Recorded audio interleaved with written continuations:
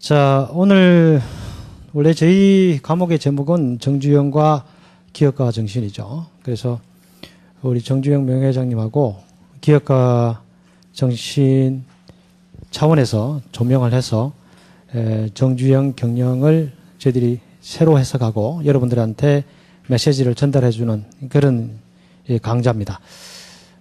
저는 이제 정주영의 기업가 정신 이렇게 해서 우리 정주영 명예회장님의 기업가 정신을 새로이 제가 분석을 하고 그 결과를 강의로 개발해서 오늘 여러분들에게 강의를 하도록 되었습니다. 좀 뭐 후담인데 미리 말씀을 드리면 정주영 명예회장님의 기업가 정신을 기존에 있는 논문이나 아니면 책이나 이런 것을 참조해서 제가 다시 재정리하고 재해석을 할 수 있는 그런 방향, 시각을 찾는데 상당히 오랜 시간이 걸렸습니다. 기존에 나와 있는 거라면 기존에 연구하신 분을 모셔서 여러분들한테 강의하면 제일 좋겠죠. 그게 제일 효율적이고 효과적이라 생각이 듭니다. 그런데 기존에 나와 있는 시각이나 관점과 다른 어떻게 보면 차별화라고 얘기를 해도 될 것 같습니다. 차별화된 시각을 가지고 여러분들한테 좀 의미 있는 메시지를 줄 수 있는 이런 자료를 만들기 위해서 나름 열심히 노력을 했습니다. 지난 학기까지 제가 강의했는 것은 뭐 오랫동안 제가 연구했던 결과를 가지고 여러분한테 강의를 했기 때문에 강의 시간 배정이라든가 강의 자료의 진행이라든가 이런 게 정말 뭐 제가 봤을 때는 한 90% 정도 매끄럽게 강의가 됐던 것 같습니다. 근데 오늘은 제가 그렇게 자신은 할 수 없을 것 같아요. 그래서 저 나름대로도 최선을 다해서 열심히 오늘 강의를 하도록 하겠습니다. 아마 오늘 강의를 듣고 또 전국 방방곡곡에서 저한테 연락이 올지도 모릅니다. 실제로 지난 학기에 강의를 하고 나서 저한테 연락이 왔었습니다. 와서 교수님의 강의 동영상을 우리 전 직원, 회사의 전 직원이 봐도 되겠느냐 하고 왔었습니다. 그래서 이제 대구에 있는 한 업체인데 그 업체에서 연락이 와서 제가 뭐 그런 뜻에서 저희들이 강의를 공개하고 있다라고 말씀드리고 흔쾌히 제가 승낙을 해드렸습니다. 그래서 많은 분들이 보고 계시다는 그것을 새삼 확신할 수 있습니다. 자, 그래서 제가 뭐 이렇게 모두의 이렇게 나름대로 양해의 말씀을 구하는 이유는 그만큼 중요한 강의이기 때문에 여러분한테 좋은 메시지를 주기 위해서 열심히 강의를 진행하도록 할 테니까 최대한 여러분들이 보고 좋은 내용들 이런 것은 필기해 가지고 여러분들이 것으로 만들 수 있는 그런 시간이 되기를 바라겠습니다. 자, 여러분들이 이제 핸드아웃 지금 강의 자료로 올라가 있는 것은 이 사진이 많이 없습니다. 사진이 용량이 크기 때문에 교수님 그거 빼고도 9메가가 되던데요. 그럴 수도 있죠. 그거 빼고도 좀 용량이 컸습니다. 그래서 강의 자료 이건 하면 한 40메가 정도 되는 그런 강의 자료 파일이기 때문에 같이 공유를 할 수 없었고 사진을 무슨 판권이 있어서 여러분한테 공유를 안 한 건 아닙니다. 이게 인터넷에서 다 여러분들이 구할 수 있는 그런 사진이기 때문에 그런 뜻은 없다는 거 미리 말씀을 드립니다. 자, 진행을 하겠습니다. 자, 우선 이제 기업가 정신의 첫 시간이기 때문에 제가 이제 개념적인 걸 좀 말씀드리기 위해서 몇 장 준비를 했습니다. 보시면은 이제 앙트레프러너십이라 그래서 기업가 정신으로 우리가 번역을 하고 있는데 제가 봤을 때는 참 번역이 서툴게 됐다라는 생각을 매번 해봅니다. 예, 우리 리더십이라는 것도 번역을 지도자 정신 이렇게 번역을 했다가 최근 들어서는 그렇게 번역을 하지 않고 그냥 리더십이라고 외래어로 쓰고 있습니다. 그것처럼 앙트레프러너십도 제 생각에는 계속해서 사용이 된다면 꼭 기업가 정신이라고 번역해서 쓸 필요가 없지 않을까 감히 그렇게도 생각을 해봅니다. 자, 일단 앙트레프러너십은 뭐 최근에 생긴 신조어는 아닙니다.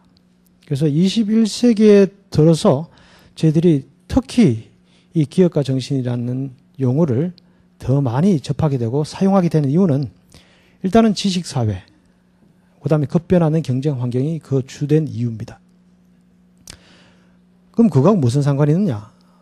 지식사회는 어떤 자원의 중요성이 사람의 중요성으로 대체는 아닙니다만 상당 부분 이동이 되는 그런 사회입니다. 좀 풀어서 얘기한다면 지식 기반 사회, 지식 중심 사회 이렇게 얘기를 하죠. 말 그대로 자원 중에서 가장 중요해지는 자원이 지식입니다. 지식은 실제로 사람 안에 있게 되죠. 물론 사람들이 공유하면서 개발돼서 공유되는 지식으로 개발이 되기도 합니다만 대부분의 지식은 사람들이 자기들이 저장을 하고 있고 갖추고 있습니다. 그러면 사람의 경쟁력, 인재의 경쟁력이 그 어느 때보다 중요해지는 시기가 21세기 디지털 사회입니다. 그럼 그 속에서 기업가가 어떤 지식을 갖고 있고 그 지식을 시장 혹은 어떤 환경에서 기업으로 이끌어내냐는 것은 굉장히 중요한 일입니다. 그래서 날이면 날마다 해가 지나면 해가 지날수록 완화되기보다는 더욱더 격화되는 것이 기업의 경쟁 환경이고 모든 조직의 경쟁 환경입니다. 그렇게 놓고 본다면 기업에 있는 사람들은 기업가 정신을 다시 일깨우고 기업가 정신을 발휘해야 된다는 얘기가 어떻게 보면 당연한 얘기입니다. 그래서 안트라프로너십은 기업가 정신이라고 하는데 인트라프로너십이 있습니다. 인트라프로너십은 기업 내 혹은 사내의 기업가 정신을 얘기하는 겁니다. 그러니까 보통 기업가 정신은 기업가가 가진 정신이 되겠죠. 그런데 사내 기업가 정신이라는 것은 사내의 조직 구성원으로 있는 구성원의 일원들이 가지는 기업가 정신을 그렇게 불어서 인트라프로너십이라고 지금 얘기를 하고 있습니다. 자, 그럼 어원적으로 보면 앙트라프로너라는 기업가라는 말의 어원이 되겠습니다만 그걸 동사로 본다면 이 불란서어라는데 제가 발음을 제대로 못하겠습니다. 했다가는 잘못할 가능성이 거의 100%고 하고 나면은 망신을 당할 것 같고 그래서 보시는 것 같은 걸로 돼 있는데 혹시 불어 전공하는 학생이 있습니까? 자신 있게 발음을 한번 해주면 좋겠는데 그 사람도 저와 똑같은 지금 위기에 직면해 있겠죠. 시키지는 않겠습니다. 일단 자, 이 용어 단어가 뜻하는 것은 undertake입니다. 수행한다, 시도한다, 모험한다 이런 뜻을 갖고 있습니다. 한때는 between take라고 그래서 중개상, 중간에서 취하는 사람이죠. 중개상이라는 말로도 쓰였다고 합니다. 대부분 이제 시장에서 가치를 창출하는 사람들이 중개상이었을 때의 얘기가 되겠습니다. 그죠? 자, 그런 용어적인 얘기가 있었고요.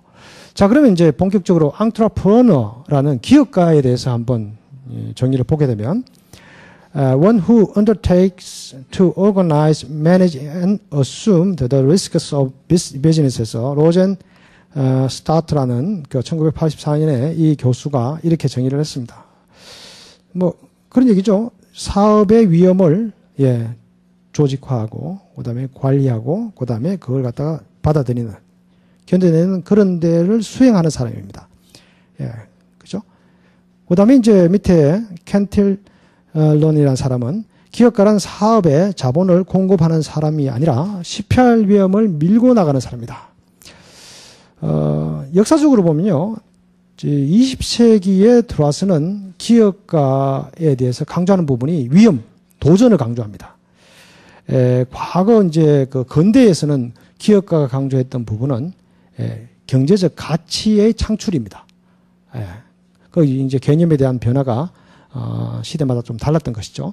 자, 그럼 기업가 정신에 대해서 세 가지의 대표적인 정의를 이렇게 한번 보여드립니다.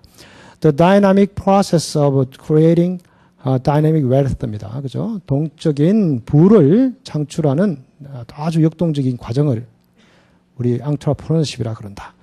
자, 이런 정의를 보면 제가 말씀드린 것처럼 어떤 정신이란 말이 안 나오고 전체적인 과정이라고 얘기를 하고 있죠. 그래서 정신이라는 표현이 좀 왜곡된 표현이다. 혹은 조금 협소된 협의의 표현이다라고 말씀드릴 수 있겠습니다. 자, 쿨레코 앤 호젯이라는 교수님들의 책이 앙트라프레너십에서 교재로서는 가장 유명한 책 중에 하나입니다. 2004년도의 교재에서 이렇게 얘기를 하고 있습니다. A dynamic process of vision, change and creation. 그래서 비전, 변화, 그리고 창조, 창출의 역동적인 과정이다. 그것이 기업가 정신이라고 얘기하고 있습니다. 이제 서구에서 그렇게 정의를 하고 있다면 우리나라의 이민화, 우리 기업 호민관이라고 보통 얘기를 하시는데 이 교수님은 자, 기업가 정신은 기회를 포착하여 도전, 자원의 한계를 창조적으로 극복하는 정신과 행위다. 이제 정신이라는 말이 여기 들어갔습니다. 그런데 정신뿐만 아니라 행동까지 다 포함하는 것이 되겠죠. 자, 2009년에 작년에 이제 그 본인 나름대로 기업가 정신을 일깨우기 위해서 본인이 그 발표회를 했어요. 그때 나왔던 이 기업가 정신의 정의가 되겠습니다. 저는 이제 오늘 강의를 하면서 이 정의를 100번 동감을 하면서 강의를 하고자 합니다. 자, 그러면 이제 이 개념에 대한 정리의 마지막 좀 슬라이드가 될 것 같은데요. 우리 기업가 혹은 창업에 대해서요, 여러분들이 이해를 할 때 가질 수 있는 학설이라고 해도 괜찮고요. 시각, 관점, 무슨 표현이든 괜찮습니다. 자, 우리는 보통 학파라고 얘기하죠. 스쿨은 학파라고 얘기하는데, 학파, 이 기업가 정신 혹은 창업에 대해서 설명하는 학파의 접근 방법이 6가지가 있습니다.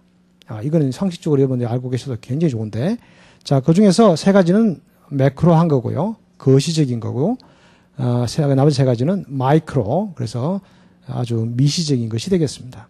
자, 거시적인 것에서 첫 번째는, 자, 환경학파. 환경적 접근입니다. 자, 기업가가 창업을 왜 하느냐 그랬을 때 환경이 영향을 준다는 겁니다. 자, 환경은 어디까지 포함하는 환경을 얘기하느냐? 친구가 사업을 하자고 제안을 했다. 그것도 환경까지 본다는 거죠. 친척이 사업을 하자고 제안을 했다. 환경까지 본다는 것이죠. 우리 정주영 명예회장님이 아도서비스라는 자동차 정비 업체를 인수해가지고 25일 만에 불렀죠. 25일 만에 불렀습니다. 그 아도서비스 공장을 인수할 때 친구가 뭡니까? 제안을 했죠. 좋은 물건 나와 있다. 한번 같이 한번 해보겠느냐. 그 친구가 이제 김명헌 씨라고 이름이 그렇다고 합니다. 그분이 돈을 좀 냈죠. 그래서 이제 동업하듯이 시작을 했는 게 아도서비스입니다. 그럼 그것도 다 환경적이라는 것이죠. 환경적인 거. 자, 그 다음에 이제 Financial and Capital School이 있는데요. 이거는 이제 자본, 재정 학파가 되겠습니다. 이 학파, 이 시각은요, 가장 중요한 거는 뭐냐? 창업에 있어서 결정적인 것은 자본이다.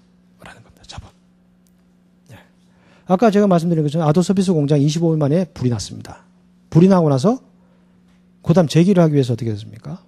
원래 아도서비스 공장을 갖다가 인수할 때도 빚을 내서 했죠. 근데 재기할 때도 빚을 냈습니다. 그죠? 아도서비스 공장 인수할 때 3,000원의 빚을 냈고, 그걸 재기할 때 3,500원의 빚을 냈습니다. 예, 그렇게 된 거죠. 그래서, 어떻게 보면 이제 제가 여러분들 이야기 시키기 하기 위해서 정재영 명예회장님의 지금 창업 쪽에 나오는 사례를 들어서 설명을 하고 있습니다만, 여러분들이 어떤 시대에서는 그 사업을 할 수 있는 자본 이 자체가 엄청나게 큰 역할을 한다는 것을 설명하고자 하는 것이 이 학파의 특징입니다. 자, 그 다음에 이제 Displacement School이라고 돼 있는데, 이거는 뭐 우리 회장님 얘기만 계속하면 안 되니까, 뭐 다른 얘기를 한번 해보도록 하겠습니다. 이동학파라고 우리가 얘기할 수 있는데, 여러 가지가 이제 변하는 거죠. 환경도 여기 부분적으로 속해 있습니다. 예를 들어서 환경 규제가 강화됐다. 이 자체도 뭡니까? 이제 규제가 움직이는 거죠. 움직이는 거고. 그 다음에 산업에 대한 규제가 완화됐다. 그죠? 예를 들어서, 항공에 있어서 여러 가지 규제가 완화돼가지고, 국내에서는 시행할 수 있는 여러 가지 중소업체들도 참여를 할 수 있다고 하면 창업이 막 되는 거죠. 막 되는 거고. 그 다음에 이제 미국 같은 경우에도 가게 되면, 보통 이제 조그만 소상공이라고 얘기해서 스몰 비즈니스. 우리는 그걸 들어서 스몰보다 더 작았기 때문에 우리는 마이크로 비즈니스라 그러는데요. 조그만 가게 운영하신 분 있잖아요. 그런 거 마이크로 비즈니스라 그러는데, 그 마이크로 비즈니스에 운영하는 사람들이 대부분 보면 유색인종, 그죠? 이민자 이렇게 됩니다. 그거는 어떻게 되겠습니까? 사회적으로 소외 혹은 열등한 대접을 받고 있다고 생각하는 사람들이 택하는 하나의 방법이 창업이 되는 것이죠. 그러면 결국은 그 사람들은 우리가 봤을 때 직장에 들어가서 조직 구성원이 되고 거기에서 인정을 받고 승진을 하고 하는 이러한 경로를 받지 않고 창업의 경로를 받는 이유는 뭐겠습니까? 사회적인 장벽, 그죠? 규제, 이런 것들 보이지 않는 그런 것들 때문에 그렇겠죠. 자, 그런 설명을 하는 것이 디스플레이스먼트 스쿨이 되겠습니다. 자, 이쪽에는 이제 마이크로 한다고 말씀드렸죠. 오늘 많은 얘기를 하게 될 게 우리 기업가 특성 학파입니다. 기업가 특성 학파. 그래서 기업가 특성의 중점을 두고 설명을 하는 겁니다. 기업가 특성의 중점을 두고 뭐 우리 명 회장님 얘기를 많이 하게 될 테니까 그 얘기는 사례를 줄이고요. 그다음에 벤처 오퍼튜니티 스쿨이라 그래서 벤처 기회 학과입니다. 그러니까 이 만반의 준비를 하고 사업 기회를 기다린 사람이 나중에는 창업을 하는 것이죠. 그것이 되겠습니다. 그래서 새로운 기술이 필요한 혹은 그런 분야가 갑자기 이렇게 산업으로 육성이 되면 뭡니까? 그게 창업을 하는 되는 것이 되겠습니다. 자, 그런 것들이 벤처 오퍼튜니티고요. 그다음에 스트래티직 포뮬레이션이라 그래서 이거는 전략 형성 학파입니다.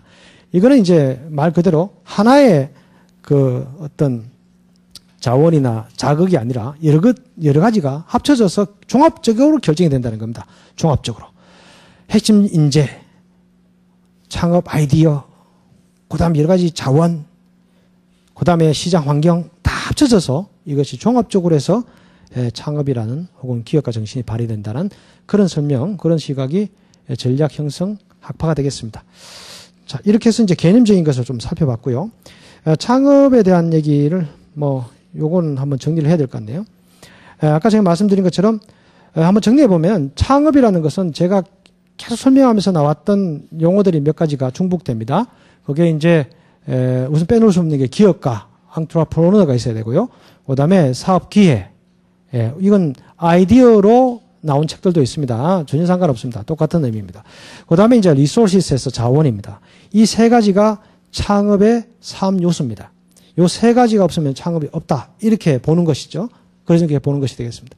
자, 그럼 거기에서 좀 부가적인 설명을 하게 되면 앙트레프로너는 기업가의 마인드셋, 역량, 경험 이런 것에 초점을 맞춰서 우리가 얘기를 할 수 있겠습니다. 그다음에 사업 아이디어 혹은 오퍼튜니티, 사업 기회는 이것이 기술적으로 실현이 가능한지 아니면 시장에서 이걸 수용해 주는지라는 얘기죠. 우리 스티브 잡스 같은 경우에 애플 지금 아주 선도 기업을 해가지고 우리 봤을 때 꼭 취업하고 싶은 그런 직장에 선망의 대상이 되고 있는 그런 기업도 옛날에는 너무 앞선 기술을 가지고 지금의 우리 일상화된 기술 혹은 일상화된 장비를 생산했다가 실패를 많이 했죠. 많이 했다가 지금 대기에서 성공하고 있는 그런 상황입니다. 대표적인 게 넥스트 같은 컴퓨터라든지 초고급, 초고성능 컴퓨터 아무 필요가 없죠. 그 다음에 여러 가지 이제 지금 우리가 보는 PDA 이 수준이 된 게 지금 우리 아이파드나 아이폰 같은 것이 되겠습니다. 근데 PDA, 원초적인 PDA를 내놨다가 실패를 했죠. 왜? 애플리케이션이 별로 없기 때문에 실패를 한 거죠. 근데 여러분들 요즘 아이폰이나 아이파드 같은 경우에 애플리케이션이 엄청나게 많지 않습니까? 이건 여담입니다만 아이폰이나 아이파드는 나만의 휴대폰, 나만의 놀이기구를 만든다는 데 의미가 있는 겁니다. 그죠? 엄청나게 많은 애플리케이션 중에서 내가 좋아하는 것만 집어넣기 때문에 그런 것이죠. 이때까지 만들어진 여러 가지 놀이기구라든지 휴대폰들은 남들과 똑같은 것들이 들어가 있죠. 그 안에 있는 정보는 물론 데이터는 다릅니다. 그러니까 나만의 무슨 이 장비라는 생각을 하지 못한 거죠. 이제 그런 컨셉으로 시작이 됐다고 볼 수 있습니다.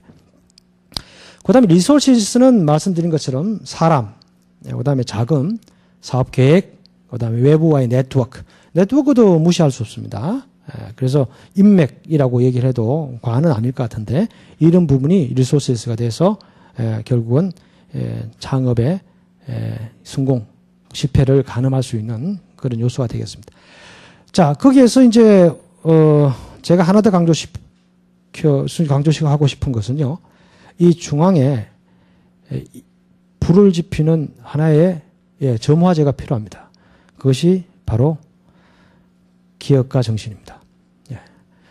이게 다라고는 말씀드릴 수는 없습니다만 3요소가 모였을 때 이것을 불을 지펴주는 예. 도화선에 불을 지피는 점화제가 바로 기업가 정신인 것이죠. 예. 그렇게 이해를 하면서 진행을 해보도록 하겠습니다. 이건 이제 이민아 교수님의 그 발표 자료를 제가 재구성해서 그린 건데요.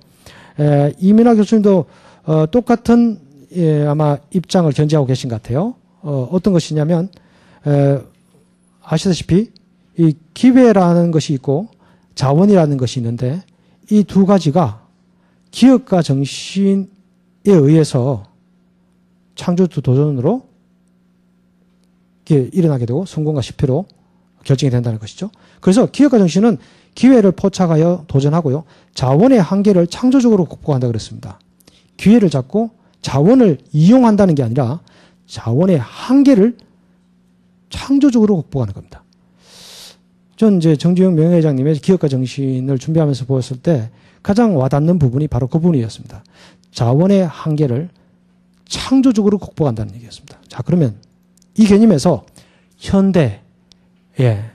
현대그룹의 우리 현대그룹을 일으키신 정주영 명예회장님의 여러 가지 강조되는 용어들 있지 않습니까? 이거를 세 가지의 창업 요소로 재배를 해봤습니다. 재배를 해봤는데 이렇게 볼 수 있는 거죠. 기회는 아이디어죠. 아이디어인데 창의성, 시장 감각, 문제 해결, 눈치까지 얘기하는 사람도 있어요. 우리 정주영 회장님이 눈치가 참 빨랐다.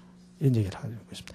눈치만으로 모든 게 되는 건 아니죠. 눈치가, 여러 가지 기업가의 마인드셋과 자세와 이런 것이 합쳐지면서, 여러 가지 이제 긍정적인 효과를 발휘했다고 볼 수 있겠습니다. 기업가, 앙트레프러너를 보면은 비전, 가치관, 끈기와 자신감, 성취 욕구, 독립 욕구, 적극성, 추진력, 리더십, 이런 것들을 들 수가 있겠고요. 자원은 제가 그래서 이민아 교수님의 그 주장을 100분 공감하는 게, 정주영 명예회장님이 자원으로 인지한 것은 인재밖에 없었습니다. 사람밖에 없었습니다. 예. 어떤 자본이 풍부해서 했던 사업은 하나도 없었습니다. 자본이 남아서 했던 사업은 하나도 없습니다. 예. 현대중공업이 그렇게 했었고요. 현대자동차가 그랬었습니다. 현대건설이 그랬었고요. 자본이 풍부해서 사업을 시작한 적은 없습니다. 그럼 앞서서 강조드린 바와 같이 자원의 한계를 극복하는 행위가 실제로는 기업가 정신의 요체일 수 있습니다. 자, 그래서 제가 보기에는 이 세 가지 요소를 다 관통하는 하나의 점화제, 그죠? 그게 바로 기업가 정신이라고 보는 겁니다. 자, 밑에 있는 창조적 의지, 적극 의지, 강인한 추진력은 여러분 다 아시다시피 우리 현대 정신이죠. 현대 정신. 세계의 현대 정신이 되겠습니다. 그래서 제가 그걸 배열을 해보면, 기회 쪽에 우리가 생각할 수 있는 게 창조적 의지고요. 그 다음에 기업가에 해당하는 것이 적극 의지, 강인한 추진력이 되겠습니다. 자, 그러면 이제 중앙에 있던 기업가의 부분을 제가 우리 정주영 명예회장님의 얘기, 이제 그 사례를 바탕으로 해가지고 제가 다시 재정리를 해봤습니다. 재정리를 해봤는데, 이렇게 정리가 되는 것 같아요. 우리 정주영 명예회장님의 그 기업가 특성을 정리했는 이런 여러 가지 책들이나 아니면 논문들을 보게 되면, 강조하는 것이 첫 번째, 가장, 기초가 되고 기반이 됐던 특성들이 있습니다. 그것이, 보시는 것처럼, 독립욕구, 성취욕구, 긍정적 정서, 원기, 이렇게 되어 있습니다. 요것도 제가 배열을 이렇게 해놓은 이유는 긍정적 정서가 가장 기반이 됐던 거라고 저는 분석을 합니다. 성취욕구, 독립욕구 굉장히 중요합니다만 무엇보다도 중요했던 것은 긍정적 정서였습니다. 아까 제가 말씀드릴 때, 그, 아도 서비스 공장을 인수해가지고 25일 만에 불이 났다 그랬죠. 불이 났을 때, 그때 올즈모빌, 그때 당시 조선에 몇 대 없는, 그죠? 그런 차, 수입차. 그 다음에 트럭, 정부에서 이렇게 운영하는 트럭, 이런 거 다 불태웠거든요. 자기 공장 날아간 건 둘째 치고, 이 고객들의 손해배상을 해줘야 될 그런 처지가 있었습니다. 그래서 친구 중에 한 분이 그랬다 그러죠. 도저히 재기할 수 없다. 그죠? 만주로 도망가서 거기서 다시 한번 기회를 보도록 하자. 라고 얘기를 했다고 합니다. 그런데 아니었거든요. 도망간다고 하더라도 재기할 수 있는 기회는 없다. 여기 있어야 된다. 그래서 이제 더 추가적인 빚을 내달라고 빚을 하는 거죠. 그렇게 대한 배경들은 제가 뒤에도 말씀드리겠습니다만 그 밑변에 그 밑바닥에 탄 것도 또 있습니다. 하지만 그렇게 시작하면은 난 할 수 있다는 생각이 없으면 빚을 낼 필요가 없죠. 빚을 또 낼 필요는 없지 않습니까? 빚이 안 그래도 빚이 많은데 그렇겠죠? 자, 긍정적인 정서를 우리 현대 정신에서는 적극 의지로 표명을 합니다. 적극 의지. 그죠? 포지티브 띵킹이라고 영어로 부릅니다. 그렇게 표현을 하는데 긍정적인 정서죠. 여러분들은 그 긍정적인 정서 이것을 다른 말로 해가지고 포지티브 사이콜로지라고 하는 말이 있습니다. 긍정적 심리학이 있습니다. 긍정적 심리학. 얼마나 긍정적으로 생각하느냐에 따라서 결과가 달라질 수 있다는 거. 그 단초를 이 심리 쪽에서 찾고 있는 것이거든요. 긍정적인 마인드는 훈련을 해서 키워질 수도 있겠지만 자기의 인생 경험을 통해서 자기가 그걸 추출해내는 겁니다. 추출해내는 거. 예. 여러분들이 그 정주영 명예회장님 자서전 중에 하나인 시련은 있어도 실패는 없다. 라는 것도 긍정적인 정서를 말해주는 거죠. 긍정적인 정서를 말해주는 겁니다. 그죠? 자, 이 가장 저차원인 이 특성들이 그 다음에 이제 톱니바퀴의 특성을 가동을 시킵니다. 그것이 바로 끈기, 자신감, 신념입니다. 끈기는 끈질기게 견디는 기운이죠. 예, 포기하지 않고 끈질기게 견디는 기운이 밑바탕이 된 게 긍정적인 거기 때문에 견딜 수 있는 겁니다. 긍정적으로 생각하지 않으면 계속해서 견디는 거는요, 그건 고집일 뿐입니다. 예. 그건 고집하고는 다른 거거든요. 예. 될 수 있다. 계속 시도하고 그것을 도전하는 그런 것이 되겠습니다. 그 다음 거기서는 자신감이 있고 신념이 있습니다. 신념에 대해서는 좀 더 자세하게 뒤에 설명하게 될 겁니다. 그 마지막에 이제 조금 더 고차원적인 특성을 두고 톱니바퀴를 보면 비전, 추진력, 리더십 같은 것을 얘기할 수 있겠습니다. 이것이 이제 우리 정주영 명예회장님을 특성별로 본다면 기업가 정신을 이렇게 정리할 수 있다는 것이죠. 그렇게 되겠습니다. 자, 그러면 이제 좀 주의를 환기해서 성공적 창업을 이끄는 힘. 저는 이제 이 강의를 준비하면서 두 가지로 요약할 수 있겠다. 자료를 찾으면서 그렇게 생각을 했습니다. 첫 번째가 보시는 것처럼 긍정의 힘입니다. 긍정의 힘. 두 번째가 계획의 힘입니다. 자, 누가 했는 얘기인지 한번 맞춰보시기 바랍니다. 자, 우선 긍정의 힘은 나는 어떤 일을 시작하든 반드시 된다는 확신 90%에 되게 할 수 있다는 자신 10%를 가지고 일해왔다. 안 될 수도 있다는 회의나 불안은 단 1%도 끼워 넣지 않았다. 이건 누구겠습니까? 그렇죠. 정주영 명예회장님입니다. 자, 이거는 뭐 많이 듣기도 했고 기초적인 소양이 여러분 갖추고 있으니까 그렇게 생각이 들죠. 계획의 힘. 경제라고 하는 것은 계절에 추나 추동이 있는 것처럼 반드시 그 기복이 있는 만큼 호황 때, 불황 때를 대비하고 불황 때는 호황에 대한 계획을 세워야 한다. 누가 얘기했겠습니까?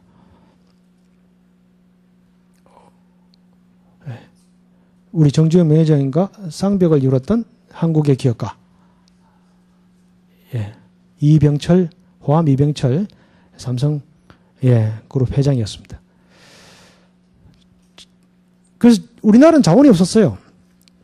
자원이 없었는데 그것을 갖다가 운해를 활용해가지고 직관을 발휘해서 긍정적인 마인드를 토대로 해서 도전을 했던 창업, 성공적인 창업이 긍정의 힘이었습니다. 그건 정주영 명예회장님이죠. 그 다음에 계획의 힘은 부족한 자원을 철저하게 분석하고 계획을 세워서 준비를 시켜서 창업을 성공을 이끈 삼성의 이병철 회장이었습니다. 긍정의 힘만이 성공적인 창업을 이끄는 유일한 단서다. 그렇게 얘기할 수는 없기 때문에 제가 이렇게 정리해서 말씀을 드린 겁니다. 하지만 지금 이제 기업들이, 우리나라 기업들이 정주영 명예회장님의 기업가 정신을 많이 강조하는 이유는 지금 워낙이 급변하는 전 세계의 경쟁 환경이기 때문에 자칫하면 뭡니까? 움츠릴 수밖에 없죠. 왜? 미래가 너무 불안하기 때문에, 사업 투자를 했다가 잘못될 수 있기 때문에, 기업의 사활이 한순간에 결정될 수 있기 때문에 움츠리게 되죠. 그러지 마라 라고 하기 위해서 지금 엄청나게 강조하고 있습니다. 예. 일전에 제가 한번 말씀드린 우리나라의 L 그룹 같은 경우에 지금 중국의 유통업에 진출을 하고 있습니다. 그 그룹에서 가장 많이 갖고 있는 우리나라의 기업가 중에서 정주영 명예회장의 리더십을 지속적으로 강조하고 있습니다. 왜? 도전, 긍정적인 마인드. 개척을 할 때는 그게 제일 중요한 겁니다. 그죠? 그렇게 되겠죠. 자, 그래서 우리나라의 이제 한국적인 창업을 보면서 이 두 가지 정리를 해봤습니다. 자, 고 정주영 회장님의 기업관. 제가 이제 기업가 정신을 연구하기 위해서, 분석하기 위해서 어디부터 출발을 해야 될 것인가 해서 제가 출발점을 잡았던 게 기업에 대한 정주영 명예회장님의 생각이었습니다. 기업은 뭐다? 라는 것이었습니다. 예. 우리 기업가를 두 가지로 보통 부릅니다. 업을 기획하는 사람이다. 예. 이렇게 기업가를 얘기하기도 하고, 업을 일으키는 사람이다. 라고도 얘기를 합니다. 전자가 보통 우리가 나오는 한자의 개념입니다. 그런데 기업가의 역할을 강조하는 뜻에서 업을 일으킨다는 표현으로 같이 공용해서 쓰고 있습니다. 자, 그러면 고 정주영 회장님은 기업을 무엇이라고 인식하였는가? 이 기업관이 결국은 창업의 방향을 결정하게 되어 있고요. 창업의 노력의 결정, 경영 철학을 완성하는 데 영향을 주게 되어 있습니다. 자, 그러면 여기에서는 이때까지 하신 말씀 중에서 몇 가지를 보도록 하겠습니다. 자, 실현의 수도 실패는 없다 중에서 이런 말씀을 하셨습니다. 기업이란 현실이요, 행동함으로써 이루어지는 것이다. 똑똑하다는 사람들이 모여 앉아 머리로 생각만 해서 기업이 클 수는 없다. 우선 행동해야 한다. 아까 말씀드린 현대정신의 두 번째, 그죠? 적극 의지라고 말씀드렸죠. 적극 의지가 담고 있는 포지티브 띵킹이라고 하는, 포지티브 띵킹이라고 하는데, 그 포지티브 띵킹을 우리 현대중공업 한번 저 홈페이지 가서 보십시오. 그거를 해석할 때 어떻게 하느냐? 행동주의라고 해석을 합니다. 행동. 네. 그래서 기업은 행동입니다. 네. 왜? 기업은 현실이기 때문에 행동하지 않으면 결과가 나오지 않습니다. 기업을 그렇게 인식을 하셨죠. 자, 그 다음은 조금 더, 여러분들이 보시기에는, 저거는 어디 교과서에나, 윤리 교과서에 나오는 그런 내용 아닐까 하는데, 1997년에 건설자 정주영이라는 그 책에서 나왔던 여러 가지 말들 중에서 어록에서 나온 얘기입니다. 자, 기업은 국고의 세수를 창출하는 곳이며, 국가의 발전과 풍요한 국민 생활을 위해 일하는 단체이다. 제가 그래서 윤리 교과서라고 말씀드리는 게, 이 국가 발전하고 기업하고 연결시켜서 지금 얘기하고 계신 거죠. 여러분들한테 이것이 가슴에 뭉클하지 않을 수도 있습니다만, 옛날 같은 경우에 나라를 빼앗겨 본 사람한테는 국가라는 말이, 나라라는 말이 정말 가슴이 뭉클하는 말이겠죠. 여러분들은 지금 우리는 이제 1945년도에 해방이 되고 난 다음에, 그죠? 지금 역사를 우리가 쭉 발전해 오고 있습니다만, 우리 창업하시는 그 배경, 그죠? 현대 건설을 시작하신 게 1947년이었는데, 47년에 토건사를 할 때 47년이었는데, 그때의 배경을 보면 이 국가라는 말, 나라라는 말이 기업가들한테 굉장히 중요한 말이었습니다.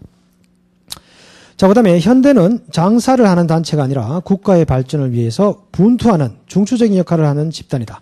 나는 자신 있게 말하는데 현대그룹의 과거 30년 동안의 성장은 우리 현대의 자신을 위해서 분투했을 뿐만 아니라 국가 경제를 일으키는데 선도적 역할을 담당했다고 생각한다. 국가라는 얘기가 또 나옵니다. 그 기업을 이해하는 데 있어서 국가를 빼고 이해하시지 않은 거죠. 이것이 저는 무엇을 의미하는 것인가 굉장히 고민을 했어요. 이걸 여러분한테 어떤 메시지를 줘야 될까? 조금만 더 기다려 보십시오. 그걸 한번 정리할 수 있는 표를 보여드리겠습니다.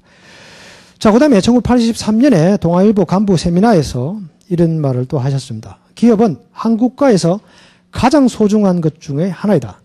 확실히 경제는 사회의 정치, 경제, 문화 생활에 있어서 모든 발전의 출발점이 되고 있다.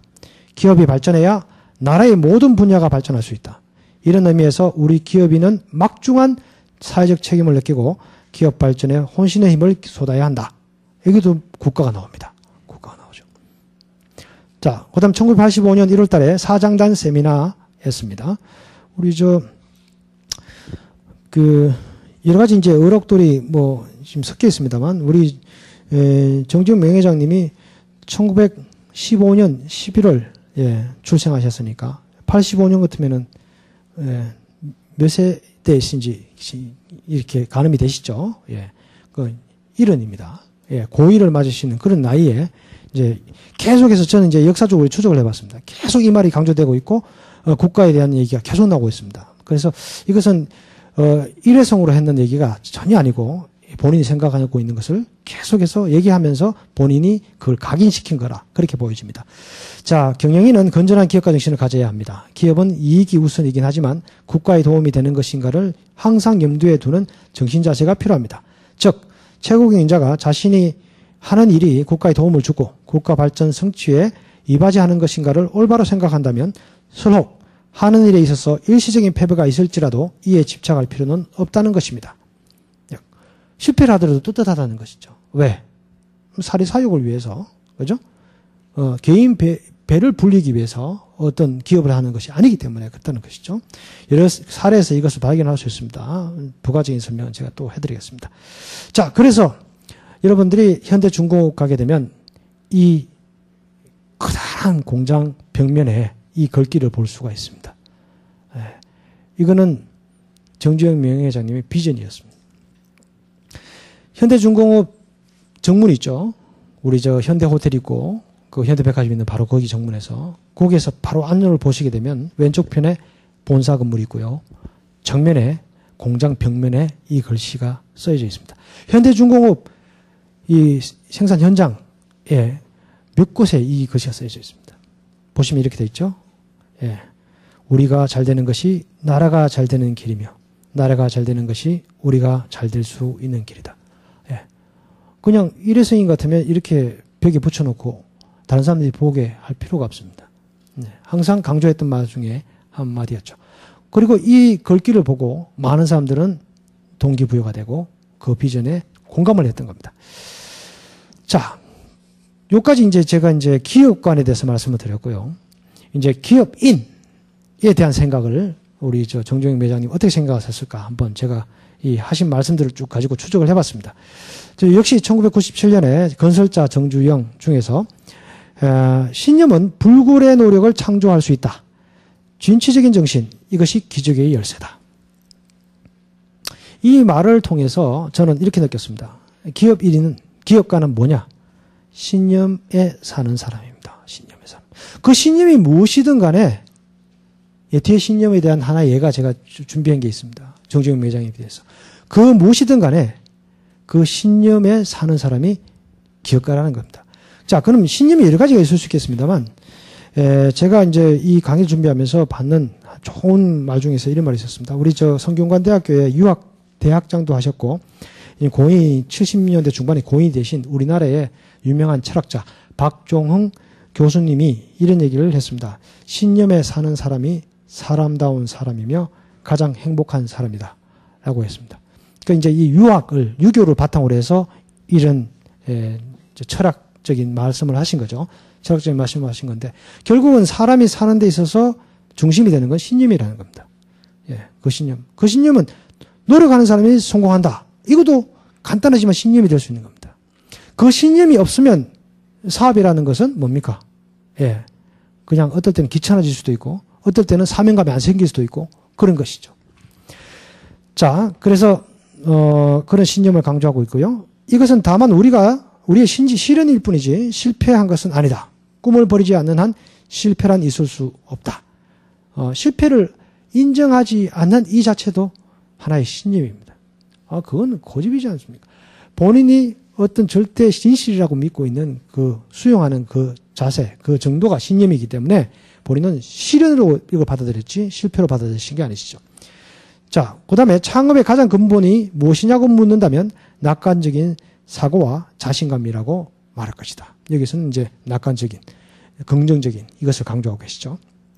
자, 우리 정주영 회장님이 그 중요하다고 얘기했는 그 몇 가지에 대해서 한번 정리를 해보면 가장 대표적인 게 신용입니다. 신용. 그래서 신용이라는 것은 신이 서로 간에 믿음을 주는 것이 되겠죠. 자, 그래서 1983년에 신입사원 학예 수련 대회에서 특강에서 이렇게 얘기하셨습니다. 신용은 곧 자본이다. 중소기업이 대기업으로 커가거나 대기업이 세계적인 큰 기업으로 성장하는 열쇠는 바로 이 신용에 있다. 공신력을 가지고 있어야만 기업이 성장할 수 있는 것이다. 예. 어떻게 보면 본인의 이때까지 쭉 왔던 현대그룹의 역사가 아까 말씀드린 것처럼 돈이 풍부해서 왔던 역사가 아닙니다. 항상 자원이 부족했습니다. 자원을 가진 사람부터 자원을 투자를 받든지 자원을 빌려서 할 때는 그 사람한테 뭐를 줄 수 있어야 된다? 믿음을 줄 수 있어야 된다는 거죠. 그것이 신용이라는 겁니다. 자, 그 다음에 가끔씩 사람들이 나를 찾아와서 어떤 일을 하고 싶은데 돈이 부족해서 못한다는 얘기를 하곤 합니다. 그때마다 나는 이렇게 말합니다. 하고 싶은 일을 하려 할 때엔 결코 돈이 장애가 되지는 않는다. 당신 해내려는 신념이 있고 또 그 일에 대해서 신뢰하고 있다면 만사 형통할 수 있다. 옳은 일을 하고 있고 또 하려고 하는데 왜 돈이 문제가 되겠는가? 자신의 일에 신뢰를 갖는다면 타인 또한 그 일에 신뢰할 수 있는 법이다. 그 신뢰 혹은 이거에 대해서 강조를 하셨습니다. 믿음에서 강조한 그런 일들이 많죠. 이건 서강대인 최고경영자 과정 특강에서 하신 말씀인데요. 흔히 사람들은 자본이 없어서 사업을 시작하지 못한다고 말하는데 저의 체험에 의하면 자본보다는 신용이 훨씬 중요합니다. 나의 사업 계획이 나의 과거가 주위로부터 신뢰받을 수만 있다면 그 규모의 대수는 크게 문제되지 않습니다. 그렇게. 자, 그 다음에 이제는 실천을 강조하고 계십니다. 예. 아무리 훌륭한 생각을 가지고 있더라도 실천하지 않으면 사정된 짓이고 결국은 기업을 육성할 수 없다는 얘기를 하시고 계십니다. 또한 이제 그 마음가짐, 자세에 대해서 또 얘기를 하고 계시고요. 자세와 실천에 대해서 얘기를 하고 계십니다. 그렇죠. 자, 이 부분은 제가 우리 정지용 회장님의 얘기를 하기 위해서 한 건 아니고요. 그 이제 믿음을 줄 수 있는 그런 자료여서 어떤 다른 분의 얘기를 한번 참고하기 위해서 넣은 자료입니다. 이건 여러분들 읽어보시면 되겠습니다. 자, 그 다음에는 이제 뭐 계속해서 자세, 사고에 대해서 얘기를 하고 있습니다. 인류의 모든 발전은 긍정적인 사고를 가진 자들에 의해 주도된다. 그 다음에 1997년에 일을 행동으로 하면 괴롭다. 그러나 마음으로 하면 즐겁다. 사고방식입니다. 자, 이건 다른 분들이 한 얘기를 제가 집어넣어 봤습니다. 자기 운명은 자기가 지배하라. 안 그러면 남이 지배한다. GE의 CEO인 잭 웰치가 그런 얘기를 했고요. 자, 그 다음에 이건 최근에 제가 신문 보고 좀 느낀 바가 있어서 스크랩을 했던 그 사람의 얘기입니다. 노력하고도 성공하지 못한 사람은 있어도 노력하지 않고 성공하는 사람은 없는 것 같다. 자, 이게 한상기업이라고 해서 우리나라 교포로 해가지고 외국에서 기업을 일으켜서 성공하고 있는 사람들, 한국 상인, 예, 줄임말로 해서 한상이라고 그러죠. 거기 이제 인도네시아에서 나이키 신발 제1의 생산 공장을 갖고 있는 사람이 프라타마 회사의 사장 서영율 씨입니다. 뭐 종업원이 15,000명 정도 된다고 하는데 심을 만드는 공장인데 인도네시아에서 성공했는 우리나라의 기업인입니다. 자, 그 사람이 이제 노력에 대한 이 자기 신념을 이렇게 얘기한 것이죠. 이분은 신념이 이겁니다. 신념이 이겁니다. 자, 결국은 이런 신념이나 믿음 이런 것에 대한 것에 이 본인의 믿는 바가 워낙에 강했기 때문에 이거는 확신으로 우리 정주영 명예회장은 갖게 됩니다. 이 확신을 바탕으로 도전을 하게 되는 것이죠. 그래서 모든 일의 성패는 그 일을 하는 사람의 사고와 자세에 달려있다. 진취적인 정신, 이것이 기적의 열쇠이다. 앞서 받는 내용이고요. 길이 없으면 길을 찾고 찾아도 없으면 길을 닦아 나가면 된다. 그 다음에 배를 만드는 것도 어려울 것이 없다. 우리가 하는 건축공사는 육지에서 수상으로 옮겨서 건축하는 차이일 뿐이다. 이거는 성공할 수 있다는 긍정적인 정서하고 그 다음에 계속해서 밀어붙일 수 있는 그런 추진력이 있기 때문에 언젠간 성공한다고 생각했기 때문에 이런 도전이 힘이 생기는 것이죠. 이건 또 뭐 여러분 잘 아시다시피 1984년인가요? 네, 조금 뭐 제가 시기가 좀 헷갈리는데 캐나다에 수출해가 24,000대를 팔았던 현대 폰입니다. 폰이. 이 같은 경우에도 그랬습니다. 우리 포드하고 합작을 해가지고 출발해가지고 우리나라에서 이제 자동차 공장을 처음 열었죠.